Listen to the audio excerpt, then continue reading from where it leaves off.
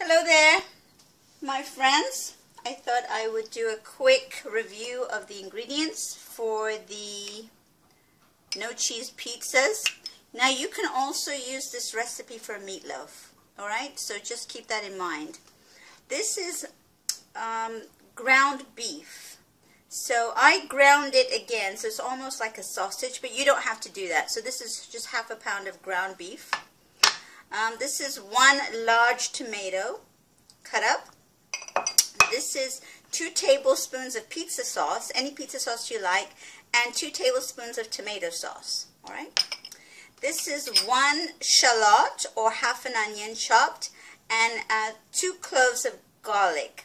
Now, everything about this recipe is everything needs to be finely chopped.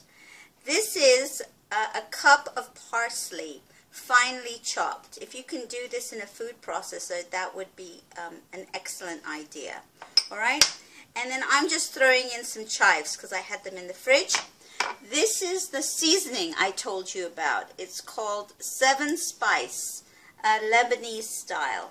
All right, so that's what it looks like right there. And then salt and pepper. So those are the 3 seasonings, and these are the main ingredients. And then the next stage, we'll be putting everything together. So I will see you in the next piece or next segment.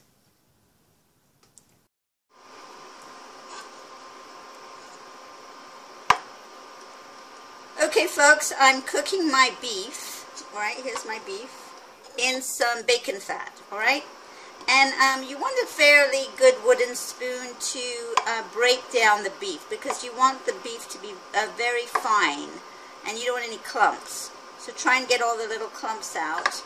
And then to this, I'm going to add the tomatoes, onions, and garlic. And then I'm going to cook it for a little while. And then I'm going to come back and add the rest of the ingredients. So here goes my tomatoes.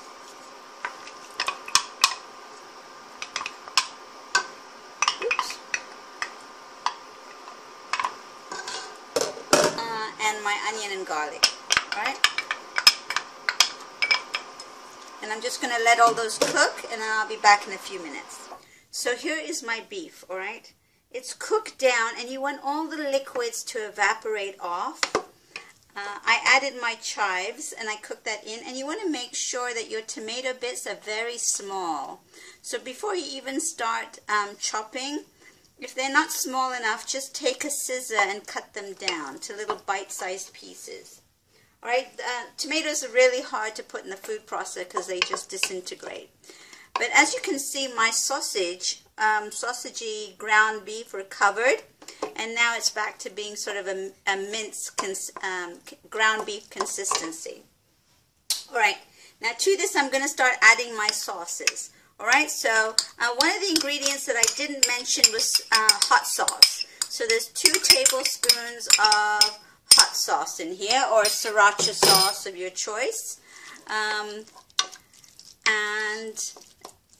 that's that. So it's a very light tomato look to it.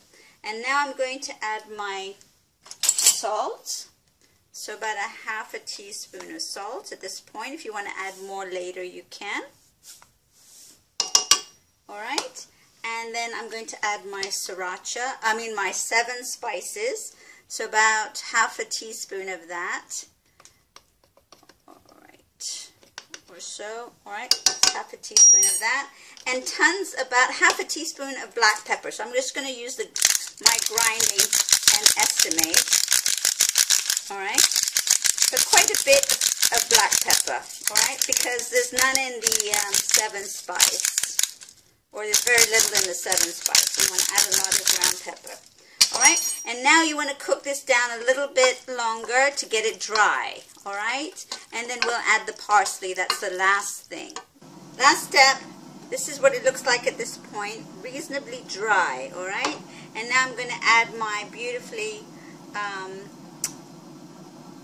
chopped parsley. So I'm going to add about half a cup of parsley to this. Just because my quantity of beef is a bit smaller than a pound. All right, you can add as much as you like, and this is what it starts to look like, and it starts to smell divine. Alright, so let's see if I can put that on there. And I'm going to cook it for another 5 to 10 minutes. So I'm back with my beautiful, beautiful mince, alright? My ground beef. It's just deliriously beautiful in color. And I'm going to put some on now on my pizza, alright? So this is what I'm going to do with this. So you just take your pizzas, here they are, and then you apply your beef mince mixture. I should probably do this without my induction burner being on, so I'll turn it off, and we'll put a plate on top here.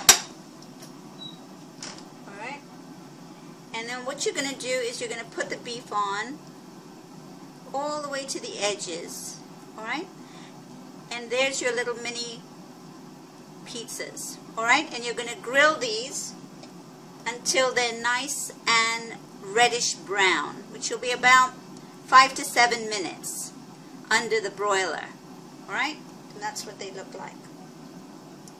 And I'll make a whole bunch of them and I'll show you what they look like when they're done. So I'm back with my pizzas, alright, if you can see those. They're just, you know, I had to restrain myself not to eat one, so I'm going to eat one right now. Let me get a knife here. We're going to give this a slice open so you can take a look. How lovely those are. Look at how lovely those are. See that? Alright, now I'm going to have a bite.